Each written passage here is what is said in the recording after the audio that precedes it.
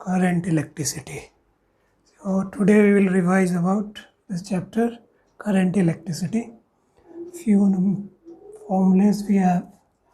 Current is charge per unit time, and charge is, all of you know, quantization of charge. Q is Ne. Put the value here. So this is the equation of current. In this chapter we have the drift velocity of current. What is drift velocity of current? So you will get it from acceleration multiplied by relaxation time. This acceleration is given as force on the charge per unit mass multiplied by relaxation time. So drift velocity is E by m into tau. This is the drift velocity of electron. And if you use these two equations, current and drift velocity, you will get another equation of current. Current will be equal to N, E, A and Vd. There is another equation of current which gives you the relation between the current and drift velocity. So you have to revise the two equations. From these two equations you can derive the Ohm's law. We have the Ohm's law here. Ohm's law is the potential difference is equal to current into resistance, that is current flowing through any conductor is proportional to the applied potential difference. And by using 1 and 2 equations you will get the Ohm's law in this form. V will be equal to ml upon n e square a into tau multiplied by I. This whole factor is constant, and this constant factor represents the resistance of the conductor. So resistance of any conductor is given as ml upon n e square a into tau, where length and area can be changed for a particular condition. Other factors are always constant for a particular material. So it is the resistivity multiplied by length upon area. So resistivity of conductor can be written as m upon n e square into tau.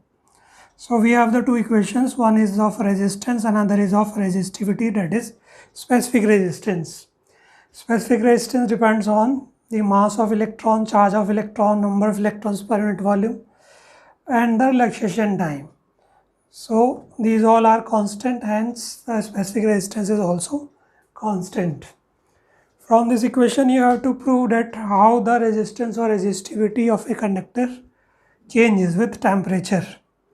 So resistance or resistivity of conductor changes with temperature. If you plot the graph for metal between resistance or resistivity, what both you can take, and if you plot the graph between resistivity and temperature for metal, as the temperature increases, the resistance or resistivity also increases. So when the temperature is increased, the kinetic energy of the electron also increases, and when kinetic energy increases, the velocity of electron increases and the collision becomes fast. And when the collision becomes fast, the relaxation time, tau is the relaxation time decreases.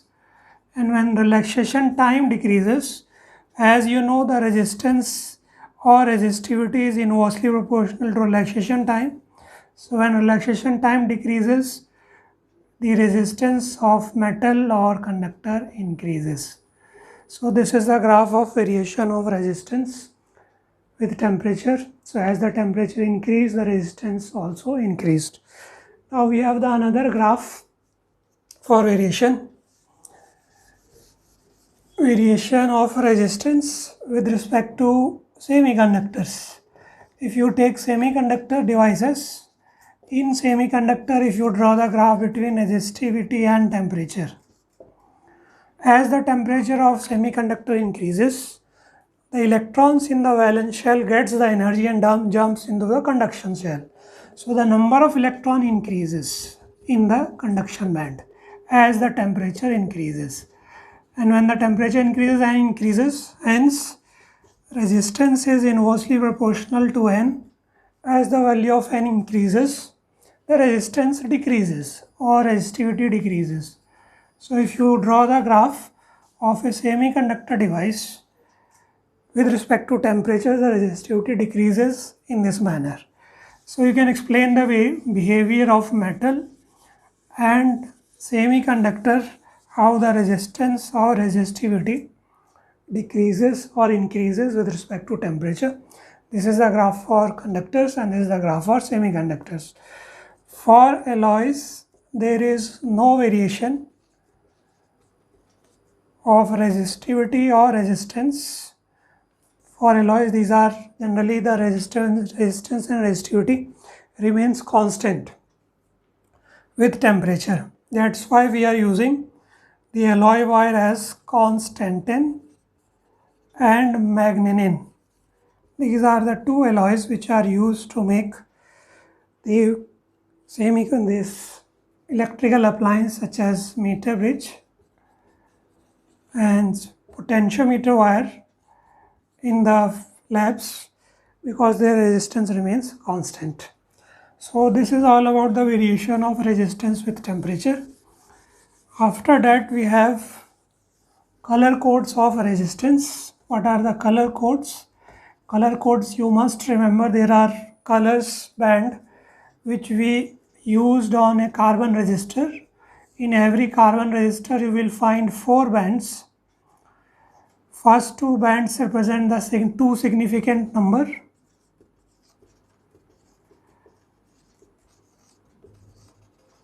and the third band represents the power of 10, and the last 4th band represents tolerance or the variation of resistance. We use different colors to represent the resistance, carbon resistor. That is, we have the code BB, Roy, great, Britain, very good, wife. This you have to remember. B for black, and last W for white. Then we have brown, red, orange, yellow. Then we have green, then blue, violet, and gray and white. So these are the color we use on the resistors, carbon resistor. The code of these colors are starting from 0, 1, 2, 3, 4, 5, 6, 7, 8, 9. These are the color codes of these colors. And for tolerance, we are using gold. If it is a gold color, plus minus 5%. If it is a silver, it is plus minus 10%. For any other color or no color, you will use tolerance as plus minus 20%. So these are the color codes of resistance. Suppose the first 2 bands are red and blue, and the third band is green, and the 4th band is of gold, and you have to find the resistance. So what is the resistance? First is red, the code of the red is 2, so you can write 2. Second band is of blue color and code of blue is 6, so you can write 6. So 26 is the 2-digit number, multiply by power of 10. And what will be the power of 10? That will be given by third band. Third band is green, the code of green is 5, so that you will give 10 to the power 5. So 26 into 10 to the power 5. This is the resistance of this carbon resistor, and its tolerance is of last band gold, and gold has tolerance of 5%. So this tolerance gives you the amount of variation in the resistance when you are using in electrical circuit. So this is the resistance of a carbon resistor using color codes. This is about color codes. After resistance, in this chapter you have cell. Basically, the cell have 2 terminals, positive, higher potential and lower potential. All the cells have 2 electrodes, and these 2 electrodes we are using inside electrolyte. Electrolyte is there. So when the cell is connected to external source resistance, the current is flowing through the external source. Now in the cell, whatever is the electrolyte present and the nature of the electrodes and the separation and area, this all determines the internal resistance of the cell. So internal resistance is the resistance within the cell offered by the electrolyte and the electrodes. So internal resistance is smaller. When you use this cell in external circuit, the external resistance is capital R. Key is there. When the key is close, the current will flow through this resistance. So what is the relation? If the cell has the EMF E, when you are drawing the current, few amount of the energy of the cell is used inside the cell due to the internal resistance. So we will write EMF is divided into two parts. One part is used within the cell due to internal resistance of the cell. So current multiplied by internal resistance, this is used inside the cell, and when the current is coming out, the external resistance is capital R. So external, this is the potential difference V. So this is the equation which gives you the relation between the EMF of the cell and potential difference. EMF is the difference in potential of two plates when you are not drawing out the current, and V is the potential difference between the two plates when you are taking out the current from the cell. Always the EMF is greater than V, because when you are drawing out the current from the cell, few part of energy is used as the internal resistance. Hence the outward potential difference is less as compared to EMF. This is about the cell structure, EMF and potential difference. Now we have another topic that is related with Kirchhoff's rules. Kirchhoff's circuital law. It have two rules. First is the junction rule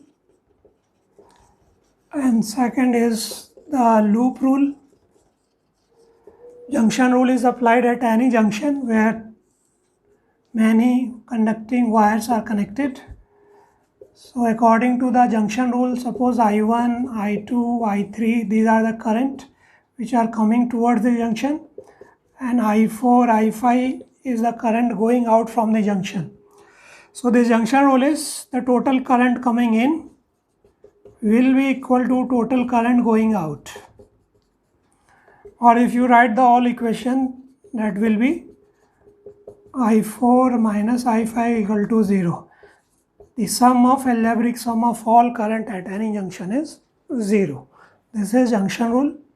Whenever the current is coming in, you have to take positive, and when the current is going out from the junction, you have to take negative.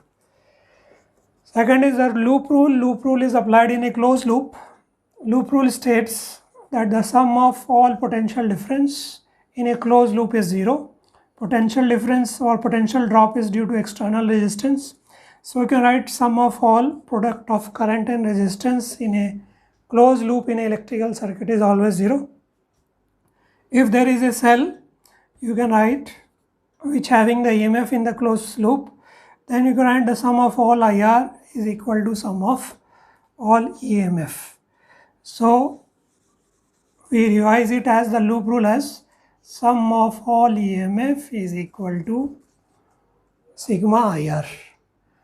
There is a sign convention of EMF whenever you are traversing along the loop. EMF in a circuit, when you are going towards the negative plate, the EMF has to be taken as negative. And when you are moving a circuit towards positive plate, you have to take EMF as positive. This is the sign convention for EMF.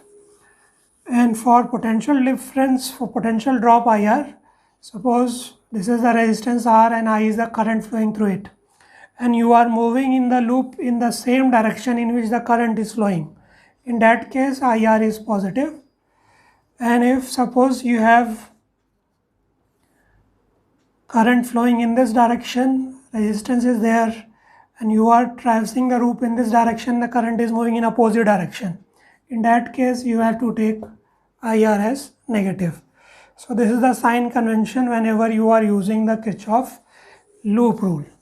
By applying the junction rule and loop rule, Kirchhoff rules, we can derive the Wheatstone-Bridge principle and meter-bridge equation. So in this chapter you have Wheatstone-Bridge also. Wheatstone-Bridge principle. In a Wheatstone-Bridge we have resistance, 4 resistance adjacent to each other in this form, and 1 resistance or a galvanometer is there in the diagonal. These 2 terminals are connected to a battery or a cell. These 2 are the current point, junction point. So this is a meter bridge. You have the resistance R1, R2, R3, R4, and G galvanometer. Galvanometer will give you the deflection of the current, and it has the resistance. The resistance of galvanometer is represented as G. So when the circuit is closed, the current will flow through this loop like this. What this Wheatstone-Bridge principle states, these 2 resistance R1 and R3, these are constant. This is unknown resistance and this is a variable resistance. By changing the value of R4 variable resistance, by adjusting R1 and R3, what you have to achieve? You have to achieve there is no current in the galvanometer. So you have to get the condition in this bridge that the current becomes 0 in the galvanometer. And when the current becomes 0 in the galvanometer, it is called as null deflection, or it is called as balance bridge. In this condition, whenever the galvanometer in the diagonal does not give you the deflection or the null deflection or the balance bridge, the ratio of the resistance of the adjacent terms R1 by R3 will be equal to R2 by R4 if Ig becomes 0. Ig means galvanometer current becomes 0. There is no current in this branch by adjusting the value of R1, R3, R4. So in that case, the ratio of the 2 resistance R1, R3 will be equal to R2 by R4. This Wheatstone-Bridge principle is applied in meter bridge, and with the help of meter bridge you can determine the unknown resistance X. So what is the value of X? If you determine the value of F, if the bridge is balanced, R1 by R3 is equal to X upon R4. So unknown resistance X will be equal to R1 by R3 into R4. So this is how you calculate the unknown resistance. Now in case of a meter bridge, I will show the diagram of meter bridge. In meter bridge you have a 1 meter wire. This 1 meter wire is connected with a metallic strips. One point is there. Now you have center, there is a gap, there are 2 screws. In between the 2 screw here you can connect a resistance box, that is the known resistance. Here is center screw, another strip is there on the other side,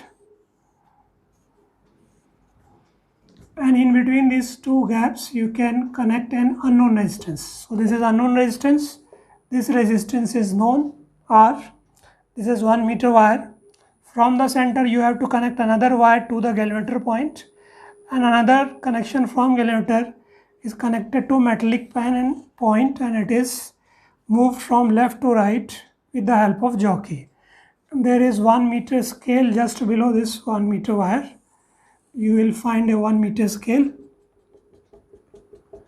This is a meter scale, so its length is of 100 centimeter.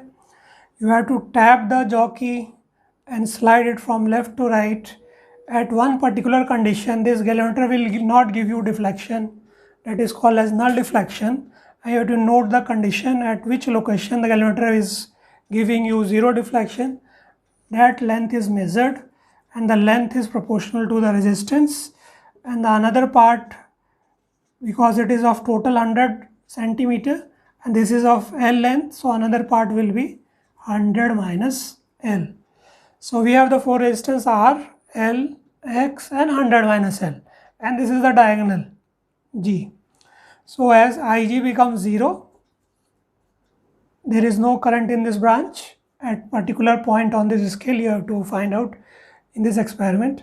In that condition, when the galvanometer becomes 0, the ratio of the resistance R by L will be equal to X upon 100 minus L. So from this equation, you can calculate the value of X. X will be equal to R 100 minus L upon L. So from this equation, R is known, L is known from the experiment. So this will give you the unknown resistance. What is the unknown resistance of this wire?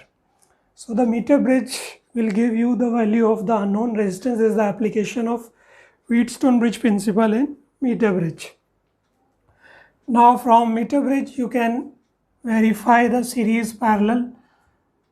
You can verify x1, x2 by connected in parallel by theoretically and by experimentally. Also, you can verify series circuit x1, x2 connected like this. What is the theoretical value and what is the practical value? You can verify the series and parallel both using meter bridge from the circuit. Now after meter bridge, in this chapter you have potentiometer. Potentiometer is, in potentiometer, it is also based on null deflection method.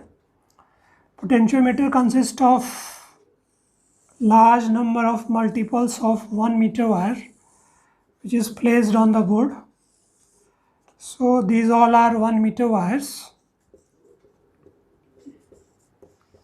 arranged like this on a board. This is a wooden board. Now you have to take connections from these two endpoints. There will be a meter scale here just below this. Like in meter bridge, we have 1 meter wire. In potentiometer, we have 5 to 6 meter wire arranged in 1 meter form. Now you have to take connection from these two ends. One ammeter you can connect for detecting the amount of current. Then you can connect it with the rheostats, variable resistance, to increase or decrease the value of applied voltage. You will apply and then you connect it with the battery, and then key is there. So this is a potentiometer and this is called as the main circuit. When the keys are closed, the current will flow through this.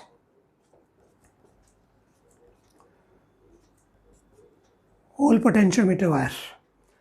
Now this potentiometer is used to determine the internal resistance of any cell or compare the EMF of the cell. For that you have to take another circuit. This is called as auxiliary circuit. So the cell whose EMF has to be compared or internal resistance have to be determined is connected in the side here. The end of the another terminal is connected with galvanometer, and the galvanometer is connected with a jockey, and jockey is slided over this wire. You can use key here also. The cell has EMF E1. For another cell, you can use another wire. The another cell has EMF E2. You can use two-way key here. Two-way key where which, in first case you will find the EMF of E1. Then the second case, if you tap it here, the E2 will work, and galvanometer is connected here. The principle of potentiometer is the potential difference between any 2 points. Suppose this is the point where the galvanometer gives you the null deflection.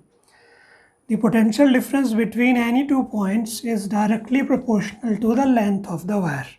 This you can derive from Ohm's law. V is equal to IR, and current resistance is rho L upon A. So V is equal to I into rho divided by A into L. Now what the potentiometer principle explains, states that if the current is constant, the constant current flowing through this wire of uniform area of cross section, for both these are constant and resistivity is also constant, so this term becomes constant. So potential difference is directly proportional to length. So if constant current is flowing through a wire of uniform area of cross section, The potential difference between any 2 points is directly proportional to the length of the wire. So this is potentiometer principle, and using potentiometer you can compare the EMF of the two cells. First you determine the null point using first cell, that will give you one null point. Then using the another cell you will get the another null point. Null point is the position of the galvanometer where the galvanometer gives you the null deflection. By dividing the equations you can get E1 by E2 is equal to L1 by L2. So in this manner you can determine the EMF of the cell. If you have to determine the internal resistance of the cell, you have to use the resistance box parallel to the cell. Key is there. So this is a circuit diagram to determine the internal resistance of the cell. What you have to do, first you have to take the reading of the EMF of the cell without using resistance box. This is open.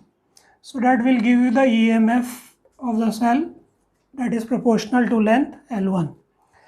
Then you can connect a resistance box. When you connect the resistance box, the current is drawn outside this cell. When you are taking current outside the cell, this is not EMF, that will be the potential difference. So in that case, whatever is the null point, that will be different. So that will write as V. So we have the two equations. One is for EMF when you are not taking out the current, and the second when you are taking out the current, that is potential difference. So that will give you the another null point. By dividing the two equations you can get the ratio E by V is equal to L1 by L2. So this is the ratio of EMF and potential difference of the cell. And we have the basic equation. One equation earlier I had given you. In the cell, if the internal resistance of the cell is E, EMF is E, and R is the internal resistance, the equation is EMF is equal to IR plus capital IR. This is external potential difference is V. So this is the relation between EMF and V, and we have the ratio E by V is L1 by L2. From these two equations you can determine the value of internal resistance. How to determine? You divide the equation by V, so that will give you E upon V is equal to IR by V plus 1, and in this equation minus is taken on the left hand side. E by V minus 1 is equal to IR by V, or what is R? Small r. Small r will be equal to E by V minus 1 into V by I, and V is nothing but IR, so II will cancel out. So that will give you the internal resistance small r is equal to E by V minus 1 into R. R is the resistance of resistance box. So from this equation you can put E by V is L1 by L2. So the internal resistance of the cell is given as R is equal to L1 by L2 minus 1 into R. R is the resistance of this resistance box. L1, L2 is the null point, 1 without using resistance box, and the L2 is by using resistance box. So in this manner you can determine the value of the internal resistance of the cell. So this is about the potentiometer, meter bridge, resistance, variation of resistance, color codes, and drift velocity. This all is this chapter. You have to revise and solve the numericals. So any doubt you can consult the NCERT topics, NCERT book. So that's all for this revision work. This is all about revision of current electricity. Thank you.